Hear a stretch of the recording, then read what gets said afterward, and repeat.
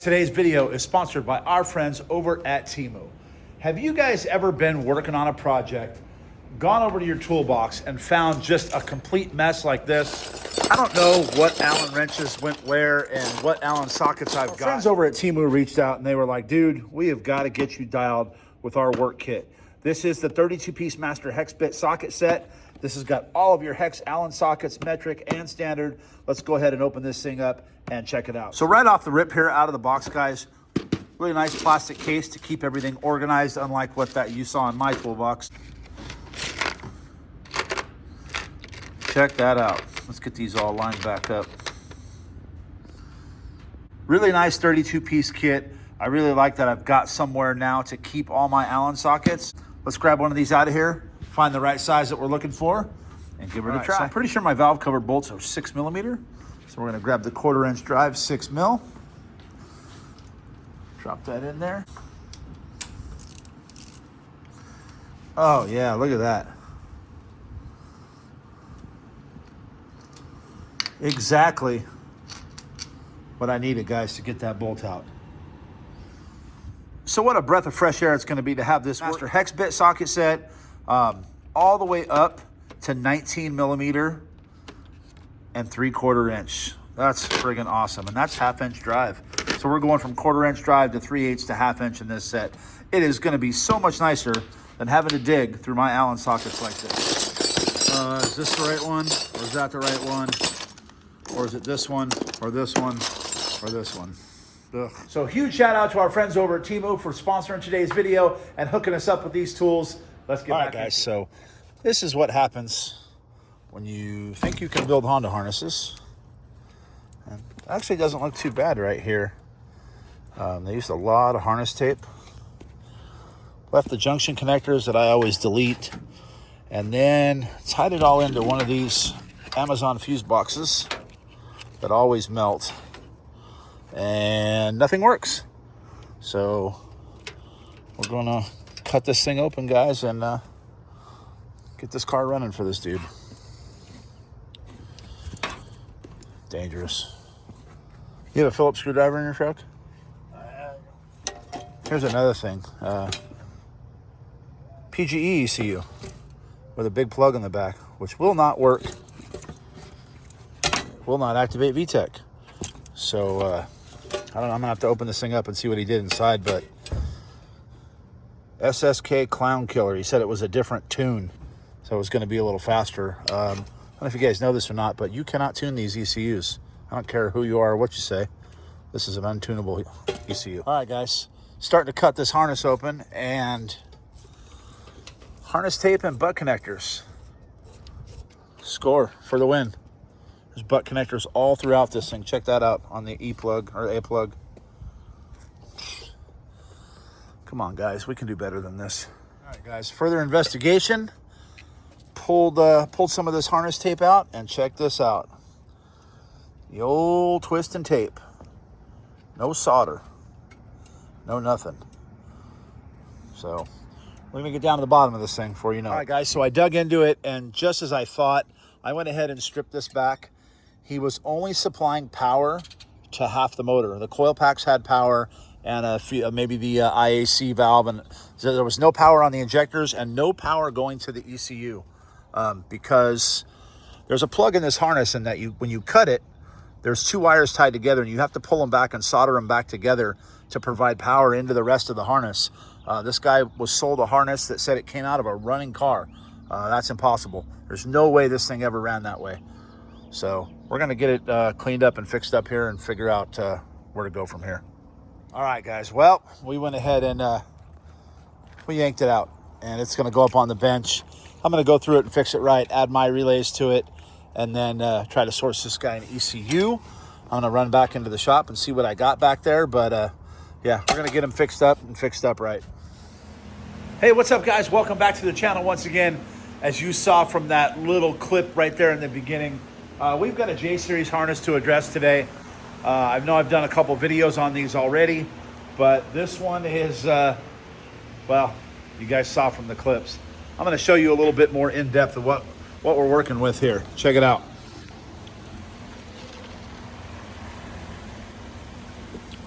So we've got an aftermarket relay slash fuse box thing here. The problem with these is that when you start to load these things down, they always melt right here. And when they do, it's kind of hard to repair them without ripping them apart. So they've got several fused inputs and outputs here, butt connected underneath harness tape. And yeah, it's pretty bad. So I'm gonna be slicing this thing open and having a real in-depth look at this thing. And then we're gonna go ahead and add my relay pack. This is how I do it. 4 relays. You got one for ignition, one for your fuel pump, and then one for each fan.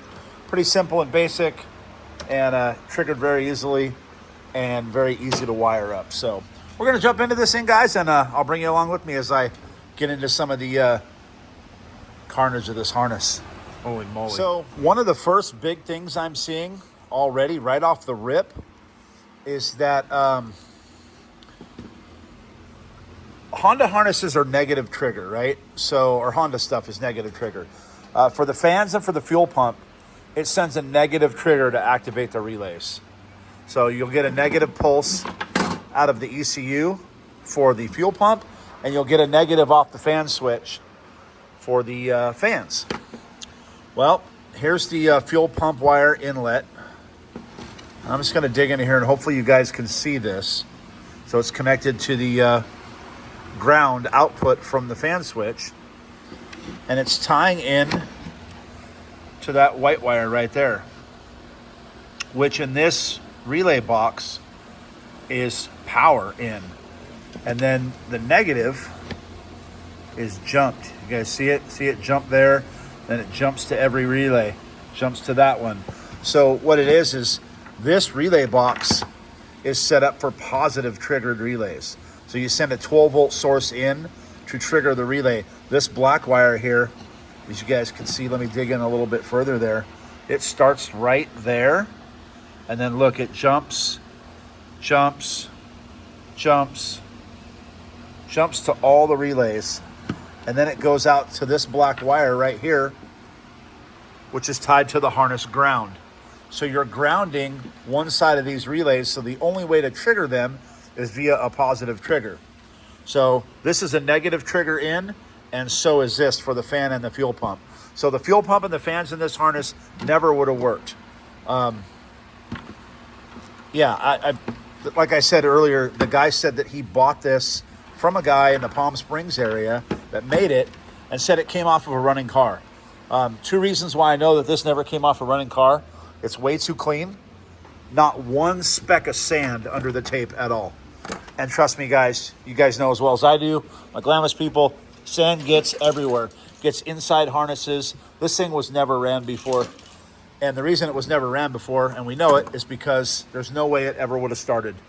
No power to the ECU. So that's the first thing, right? Is that these relays are all grounded on one side and triggered by positive, and they're trying to trigger them with a ground. So definitely isn't going to work. That's when my relay setup's going to take over. So I'll show you how mine works here in just a second. What we do with my relays is this is for ignition, this is for the fuel pump, this is for fan 1, this is for fan 2. We jump all of our hots and we offset them, so we stagger them. So hot to the battery and hot to the battery. So that way if you blow one fuse, at least you'll still have one fan working. So so you don't overheat the car, or it'll run a little warmer, but that's where our power comes in. These go directly to the battery. And then for the first relay, it gets grounded by itself, and we use a positive trigger input from the ignition switch. So ignition switch 12 volts in here, it then activates this relay, and it takes whatever power is coming in here and it sends it out to here. Now you can see I have it jumped to every other relay for the 12 volt side. So as soon as the ignition comes on, it sends 12 volts to the trigger side of all these relays. And then what we're gonna do, like I said earlier, this is a negative pulse in, or negative trigger in, then we use the negative side. You see I've got these two jumped, and then it comes to one wire right here, which goes to the fan switch. So when the fan switch sends a negative to this wire, it will turn on both of these relays, and it'll take this 12 volts and this 12 volts and send it right out these two blue wires that go right out to your fans. Same thing here on relay number 2. Your blue output is for your fuel pump. 12 volts in. We've got 12 volts in here on the ignition switch, and then it is negatively triggered by the green wire that comes from the ECU, tells it to turn the fuel pump on. So really simple and basic. A lot easier than trying to deal with all of that. So I'm gonna go ahead and get this thing cut out, and then we'll get it hooked up on the bench here, and I'll show you guys how. One thing I can say good about this harness is right here it looked okay, except for the butt connectors in the A-plug. And they didn't pull out all the wires that they didn't need. I only used 3 wires out of this plug. I don't know why they're using the rest. And then for this one, I don't even use this plug at all. So we're gonna go ahead and get rid of that and move on forward. Okay, so to gut these, hopefully you guys can see this. Yeah, I think you can.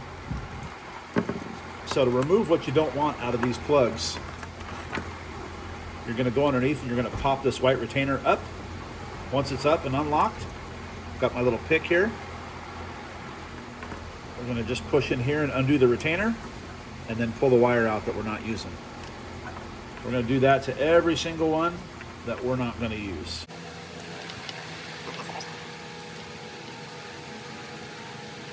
That one out.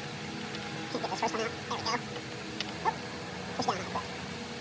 There we go. Got it out. So I'm gonna take my razor knife and cut this open a little bit more. We're definitely gonna eliminate these butt connectors right here if you guys can see those. So as I'm unrolling this thing or unraveling it even more, I'm finding butt connectors everywhere, guys. Butt connector after butt connector. This guy doesn't know what a soldering iron was. Oof. Well, we're cutting them all out. Okay, so I've got this cut out, and we don't need that anymore. So we are gonna now work on getting all these butt connectors out of here and get this thing set up and working the way it should. I cut the rest of that tape open, and I found this green wire just taped up inside there. What do you guys want to bet that this green wire, more than likely, goes back to the fan switch? And there's another tape. I'm going to pull this one open with you guys. Check it out. Oh, yeah, it's crimped too. Wow. What do you want to bet this goes back to the fan switch, which was never actually attached properly to the relays to begin with? Go figure. And I've already gutted this stuff. So butt connectors, we're gonna get those out of here. Don't need those where we're going. So got a few more wires to clean up here. And then we're gonna go ahead and add in our relay pack. I'm gonna show you guys how we do that and get this thing hooked up to some power and test her out. Started tracing a couple things back here. I started pushing my fingers through this harness, and right here, I think I feel another butt connector. So we're gonna slice this open and have a look. And we have a winner. Another butt connector. And that is the power. It's tied into this butt connector as well. So all these butt connectors are going away. Man. And where there's one butt connector, I think I feel a few friends in there. So we're gonna keep cutting it open.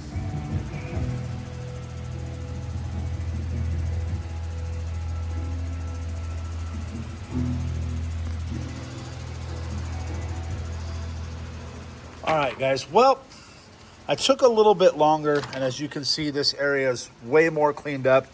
I went ahead and removed the factory Honda junction connectors. It's just something I do in most, if not all of my harnesses, and I get a lot of people asking why.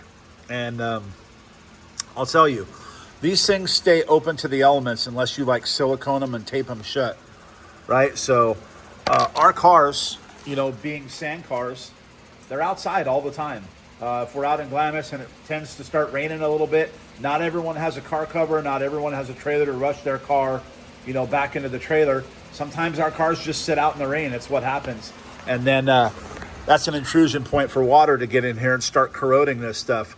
And I don't know if you guys know this or not, but copper wire corrodes very, very fast once it gets wet.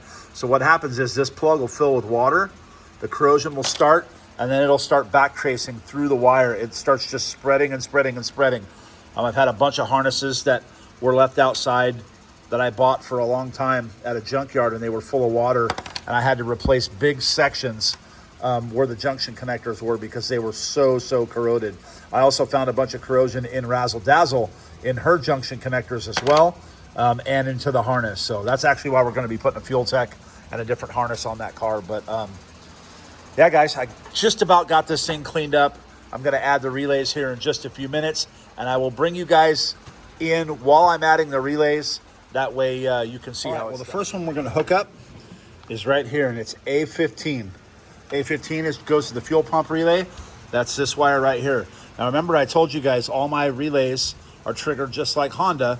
They're triggered off a negative. So this negative input right here to this relay is going to activate it and turn on the fuel pump. And that'll send 12 volts out this blue wire attached to your fuel pump.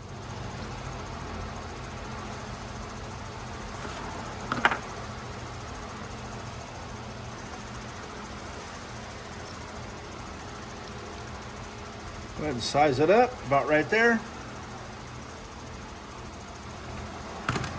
Get it stripped. Pick us out a piece of heat shrink, because that's going to go over. Cut it to size.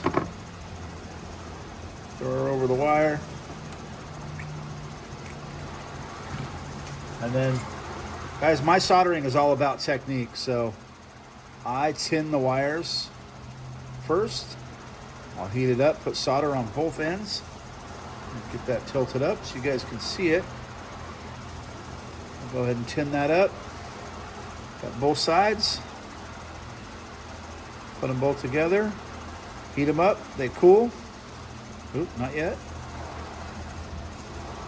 Let that cool off for a minute.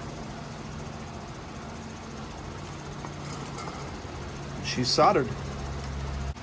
Now we should be able to slide our heat shrink over. Just like that. Grab our torch. You use a heat gun, torch, cigarette lighter, whatever you want. And now our negative output from our ECU to turn on the fuel pump is activating the negative input on the relay. So like I said, once the ECU turns on, the relay will click and prime the fuel pump. It sends 12 volts out this blue wire and turns on the fuel pump. So I won't bore you with me soldering this up. Same process as these. I'm going to lay this in here, get it cut, slide some heat shrink over, solder it up, and this harness will be just about ready to tape up and all finished. So we've got our power supply hooked up. We've got the harness grounded. We've got a blue wire extended over here to the ground for the relays. We've got power coming in from our battery. So we're going to go ahead and simulate our ignition switch. I'm going to turn this fan off so you guys can hear this. So you'll hear as I touch this onto here, and I'm simulating the ignition switch coming on.